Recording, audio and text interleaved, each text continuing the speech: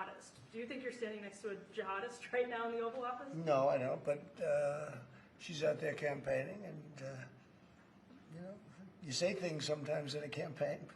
Isn't that sort of She's a very capable person, isn't but that a kind of you really have to ask her about that. But I don't particularly. I think I met with I met with a man who's a very rational person. I met with a man who really wants to see New York be great again. And I can say again, because New York was great.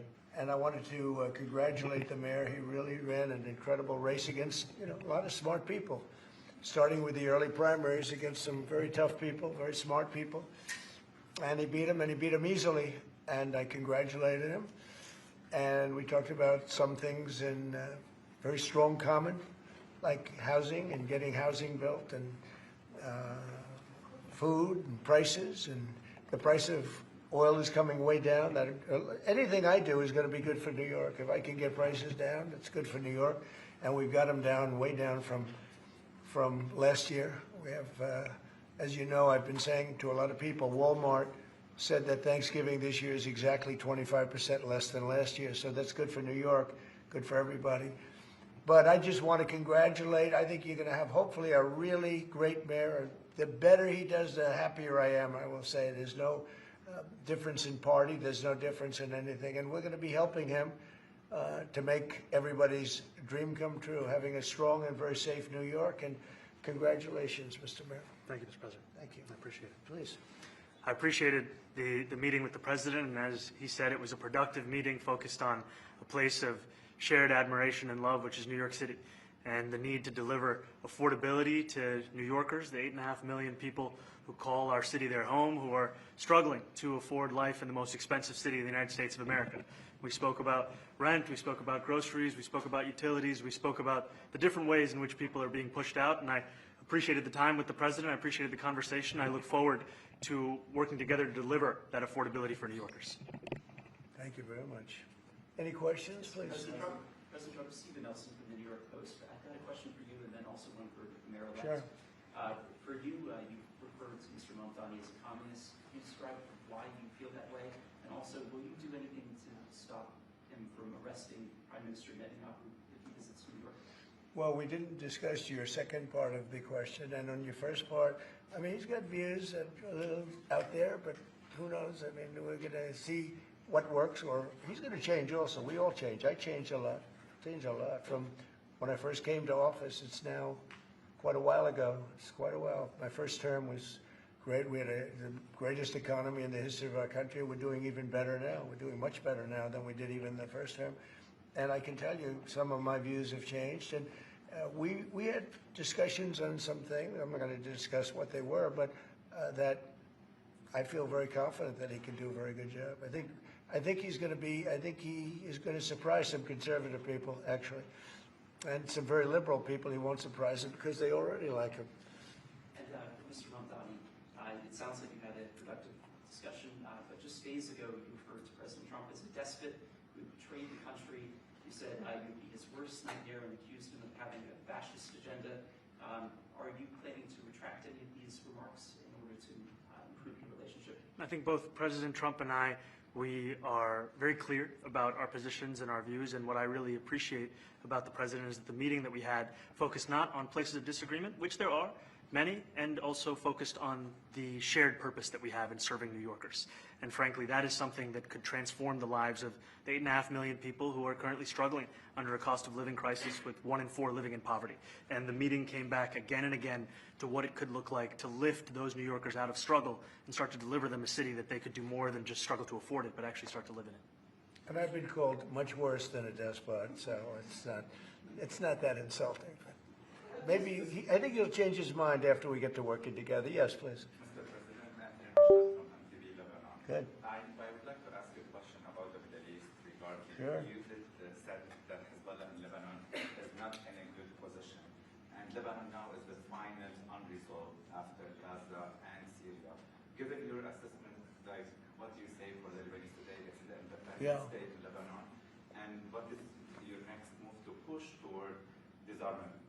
Sure. Well, we are pushing for total disarmament of Hamas and, frankly, everybody else. and we actually have peace in the Middle East. As you know, the King of Saudi Arabia just left yesterday.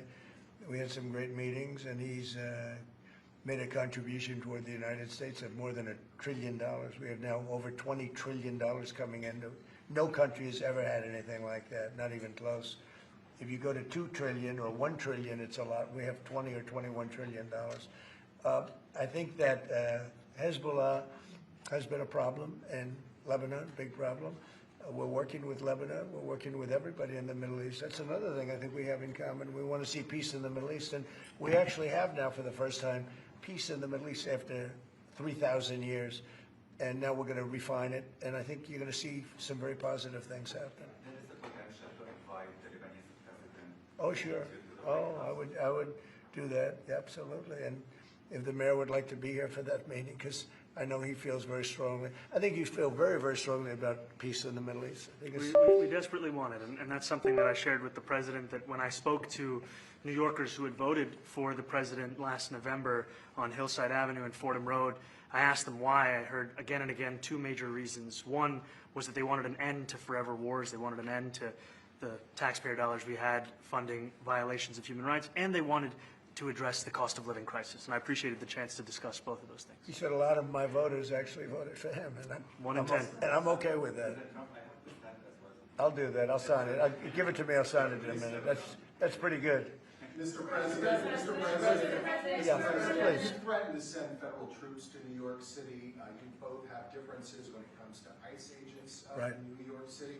Mr. Mamdani, you called ICE a rogue government entity.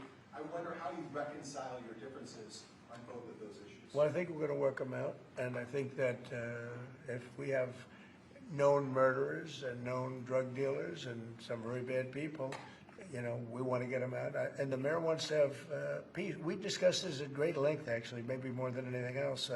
He wants to have a safe New York. Ultimately, a safe New York is going to be a great New York. If it's not safe, no matter how well we do with pricing and with anything else, we can talk about anything you want. If you don't have safe streets, it's not going to be a success. So we're going to work together. We're going to make sure that if there are horrible people there, we want to get them out. I think he wants to get them out, maybe more than I do. So we'll work together. We discussed it at great length. Yes, please. Yeah, two questions, if I may. One for you, Mr. President, from BBC in a second. But first of all, for the mayor-elect. You're both from different parts of the political spectrum. You're both populists, though. And I just wondered to what extent the president's campaign style, his techniques, his social media use inspired any part of your campaign? Well, I actually told the president that, you know, so much of the focus of our campaign has been on the cost of living crisis. And when we asked those New Yorkers who had voted for the president, when we saw an increase in his numbers in New York City, that came back to the same issue: cost of living, cost of living, cost of living. And they spoke about the cost of groceries, the cost of rent, the cost of Con Ed, the cost of childcare. And too often politicians are looking to lecture to New Yorkers what they should care about as opposed to listen. And when we spoke to those voters who voted for President Trump, we heard them speak about cost of living. We focused on that same cost of living, and that's where I am really looking forward to delivering for New Yorkers in partnership with the president on the affordability agenda. And I think we have to work a little bit. We talked about Con Edison. We have to work a little bit on getting the prices, because, you know, we've gotten fuel prices way down, but it hasn't shown up in Con Edison. And we're going to have to talk to them. You know, if we're sending them fuel at a much lower price than it was a year ago, which is true, we have to get Con Edison to start lowering their rates. Absolutely. And if I may, last week you told me you were pushing ahead with your plans to sue BBC for up to $5 billion. You were going to speak to Prime Minister Starmer as well. Is there any progress or any updates on those issues? Well, we get along very well with the Prime Minister. We made a deal with UK. I like him. He's a fine person. And, you know, I think they have some big energy problems. You know, they've got windmills all over the place. They're going to have to start using other methods because their energy is out of control. Talking about in the UK, it's out of control. And he's got that problem. He's got a big immigration problem, as you know, and he's got a big energy problem. And we talk about it. He's a good man. Prime Minister's a good man. You had a chance to speak this week. I haven't spoken this week. Mr. President, have you spoken to President Zelensky, or do you intend to Who? meet with President Zelensky about your plan? Are you going to meet with him? I've spoken with their people. We have a plan. It's horrible what's happening. It's a war that should have never happened. It would have never happened if I was president, and it's a shame. And I thought they should have acted quicker. but it's a cold winter, and a lot of the you talk about utilities, but a lot of the big energy producing plants have been under attack, to put it mildly, to put it nicely. Yeah, we have a way of getting peace, or we think we have a way of getting peace. He's going to have to approve it. Just so sad, so many people. You know, last month they lost 25,000 soldiers. This is something, we haven't seen anything like this since the Second World War. And they're averaging 6,000 or 7,000 a week between the two of them, dead soldiers. And it goes on, and I think they're getting reasonably close, but I don't want to predict. I would have said that would have been one of my early ones. I did 8 peace deals of countries, including in India, Pakistan. You could even go, in fact, they're coming here in a week or two, go to the Congo and Rwanda. That was 10 million people dead, and we worked something out on that. But so many, and the one I thought would have been, for me, because I have a very good relationship with President Putin, I thought that would have been maybe quicker. But it does take 2 to tango. And now you just see all the death. And, you know, it doesn't affect us other than the fact that we don't want to see all those people that really, it's on the other side of the ocean. It's a war that should have never happened. It did happen. I blame the person also sitting right behind this desk. This is a war that should have never happened, and it wouldn't have happened if I were president. But we're trying to save a lot of lives. They're losing 25, think of that, 25,000 lives over the last short period of time. That's Ukrainian and Russian, and it's a shame. What happens if I want to ask the mayor-elect about a House resolution just passed overwhelmingly to condemn socialism, including with 86 Democrats, all of House Dem leadership, and the minority leader, Hakeem Jeffries, despite his endorsement of you. What's your reaction to that? I have to be honest with you, I focused very little on resolutions. Frankly, I've been focusing. Condemn socialism. I understand. I think the focus is on the work at hand. I can tell you I am someone who is a democratic socialist. I've been very open about that. And I know there might be differences about ideology, but the place of agreement is the work that needs to be done to make New York City affordable. That's what I look forward to. And I want to clarify your answer to Stephen Nelson. He asked about your comment calling the president a fascist, and your answer was, both President Trump and I have been clear about our positions and our views. Are you affirming that you think President Trump is a fascist? I've spoken about... That's okay, you can just say yes. Okay, all right. Okay? Yeah. It's easier. Yes. It's easier than explaining it. I don't mind. And Mr. President, I wanted to ask you also about this Ukraine plan. Yeah. President Zelensky said today that his country would risk either giving up a partner or giving up its dignity. There's been criticism that this deal... You mean he doesn't like it? It's unclear. He was sort of Well, tenuous. he'll have to like it, and if he doesn't like it, then, you know, they should just keep fighting, I guess, you know? The suggestion that he made, though, was that if he doesn't accept it, that the U.S. would pull back its support for Ukraine. Is that Well, at some accurate? point, he's going to have to accept something, you know? He hasn't accepted. You remember right in the Oval Office, not so long ago, I said, you don't have the cards.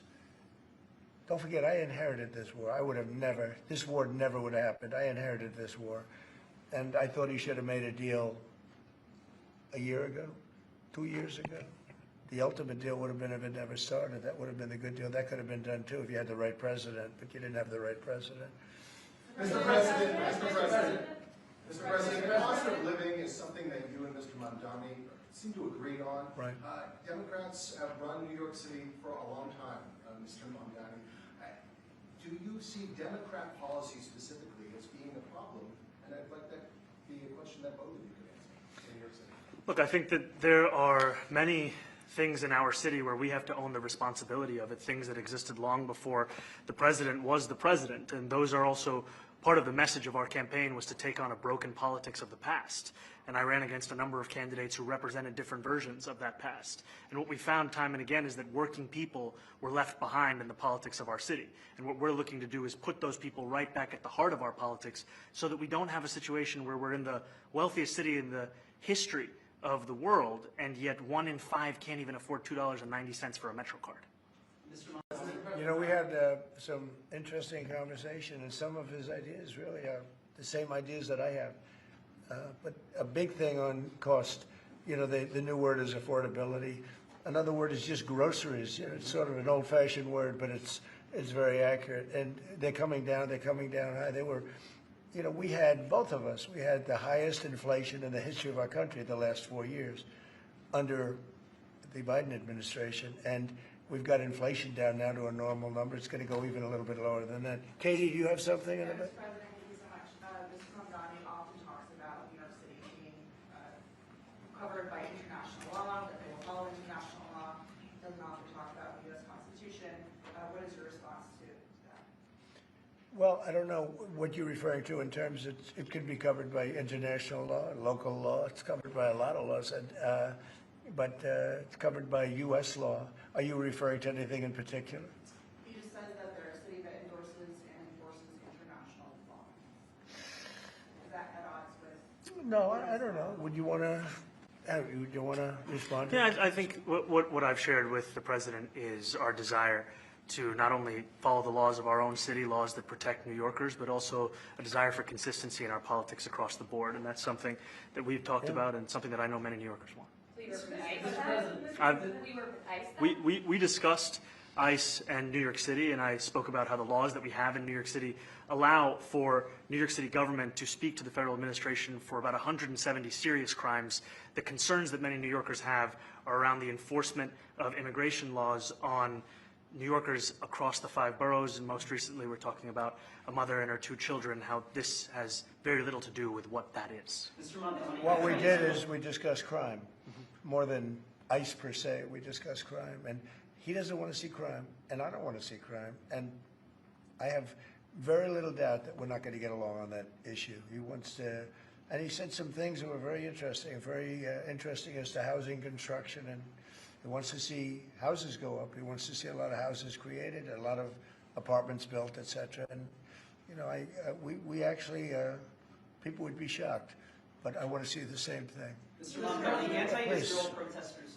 Jack? Mr. President, I wanted to know, one of the policies as well that Mayor-elect Mamdani talked a number of times about on the campaign was shifting the tax burden for property taxes from what he called minority communities to white-based communities and putting more taxes on white people. I also noticed that in your acceptance speech you didn't mention anything about America or Christians or white people in general, and so I didn't know if that was one of the policies that you guys had spoken about.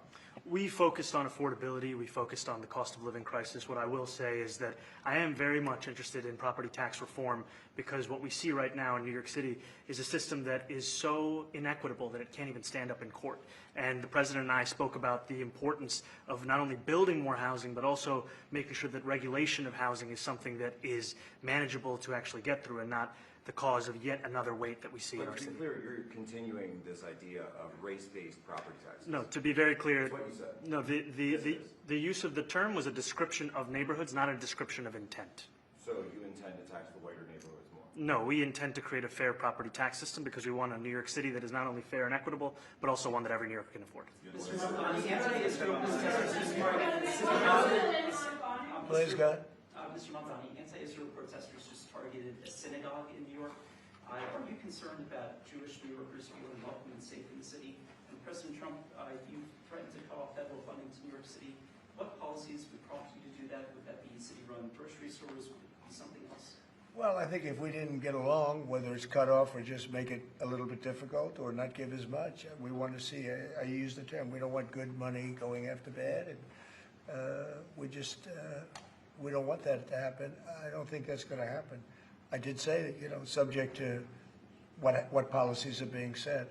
We had a meeting today that actually surprised me. He wants to see no crime. He wants to see housing being built. He wants to see rents coming down, all things that I agree with.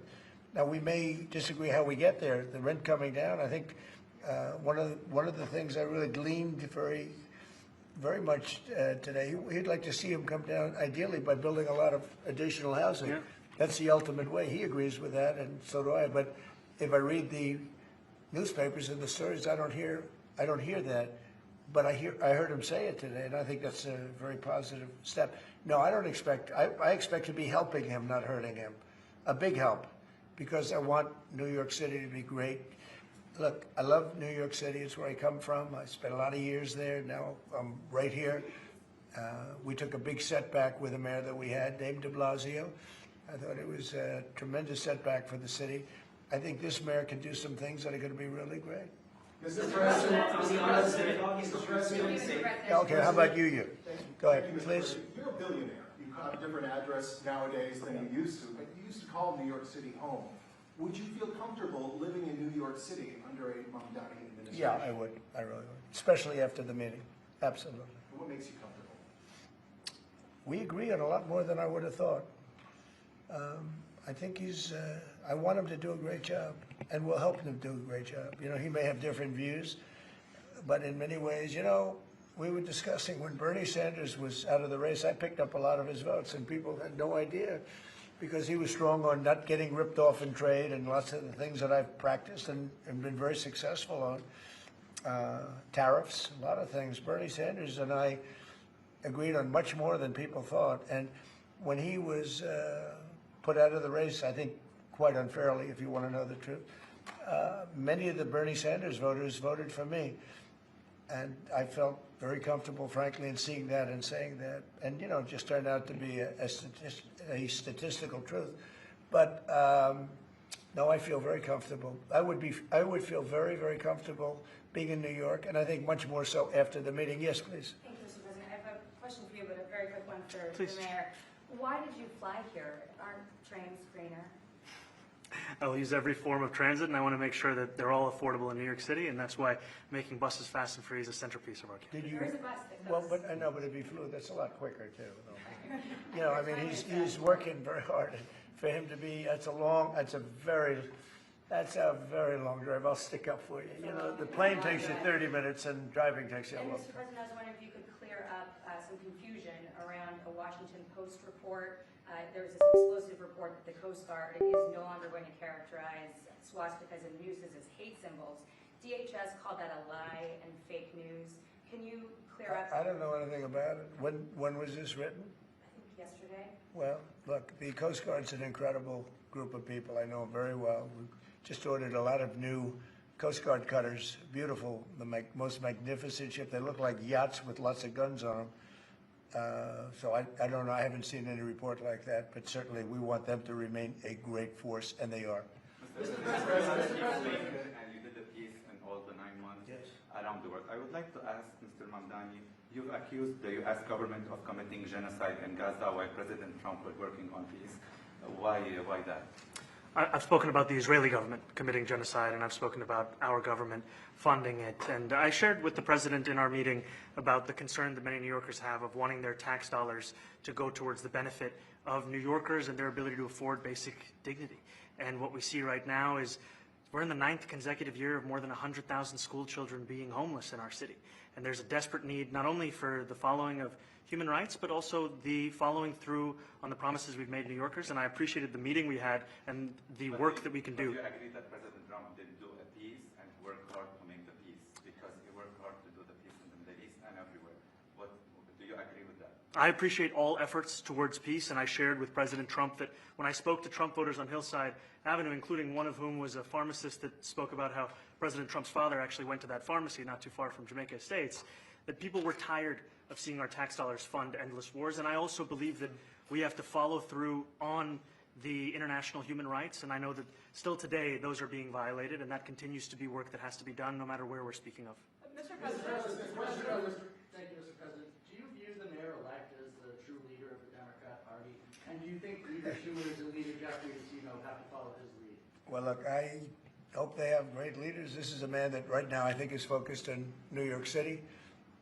I really think he has a chance to do a great job. We're going to help him, but I really think he has a chance to do a great job. But I'll let you answer that. You consider yourself the leader of the Democrats? I think it's more appropriate for him. I consider myself the next mayor of New York City, and I keep my horizons firmly on New York City, and I appreciate the meeting with the president, which focused again on the 5 boroughs and whether New Yorkers could afford to live there. By the way, being the mayor of New York City is a big deal. Absolutely. I always said, one of the things I would have loved to be someday is the mayor of New York City. Being the mayor of New York, and especially now, because I think you're at really a turning point, one way or the other. It could go great, or it can go in a different direction. And I think you really have a chance to make it great. I appreciate And we're it. counting on it. Mr. President, you say you love New York City. Mr. Mamdani, does New York City love President Trump? New York City loves a future that is affordable. And I can tell you that there were more New Yorkers who voted for President Trump in the most recent presidential election because of that focus on cost of living. And I'm looking forward to working together to deliver on that affordability agenda. I got a lot of votes. One more, go ahead, one or two more, go ahead. I tell you, the press has eaten this thing up. You know, I've had a lot of meetings with the heads of major countries. Nobody cared. This meeting that you people have gone crazy. You know, outside you have hundreds of people waiting. This is just a small little group. For some reason, the press has found this to be a very interesting meeting.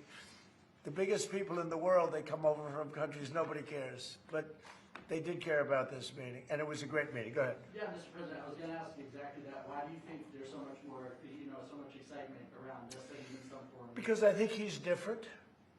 All right, I think he's different, and that can be in a very positive way. But I think he's different than, your typical guy runs, wins, becomes mayor maybe, and nothing exciting. Because he has a chance to really do something great for New York. New York is at a very critical point, and he does need the help of the federal government to really succeed. And we're going to be helping him, but he's different than your average candidate. He came out of nowhere. I said he has a great campaign manager standing over there. He came out of nowhere. What'd you start off at 1 or 2? And then I watched. I said, who is this guy? He was at 1, then he was at 3, then he was at 5, then he was at 9. Then he went up to 17. I said, that's getting a little bit interesting, right? And then all of a sudden he wins a primary that nobody expected he was going to win. It's a great tribute. I mean, it's an amazing thing that he did. And I'll just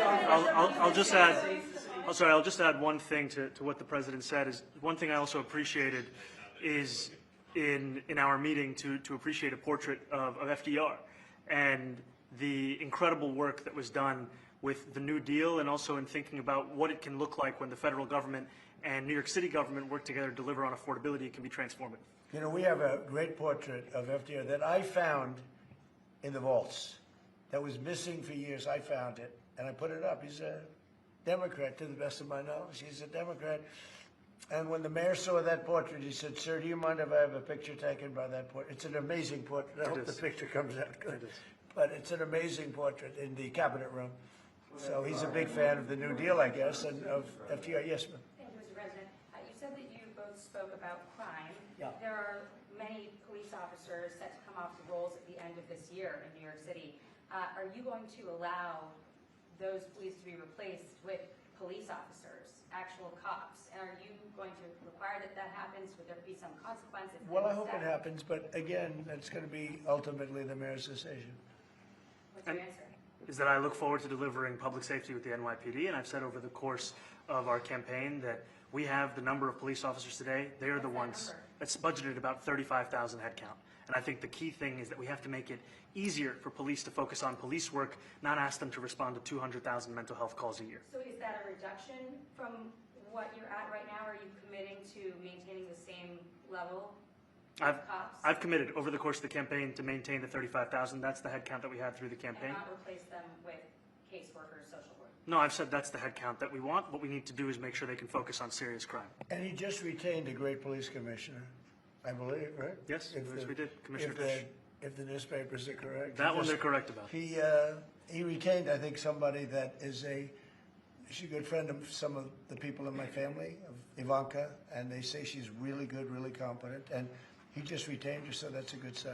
Are there still topics that you see that you're disagreeing on in the future, and do you think you'll have more meetings like this? There will be topics that we disagree on. I think we'll probably come to a conclusion, and ultimately, he'll convince me, or I'll convince him. It's for the good of New York. Ultimately, it's for the good of New York. I don't care about affiliations or parties or anything else. I want to see if this city could be unbelievable. If he could be a spectacular success, I'd be very happy. Do you think you guys will meet more in the future, too?